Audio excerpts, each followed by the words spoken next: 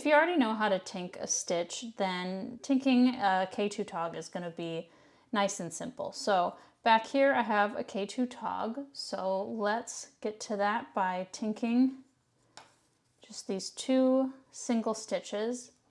And then when you reach the K2TOG, you're going to see back here there are the 2 stitches right there. So when you go in to just your 1 stitch, you will see the second one right behind it, and you pick that up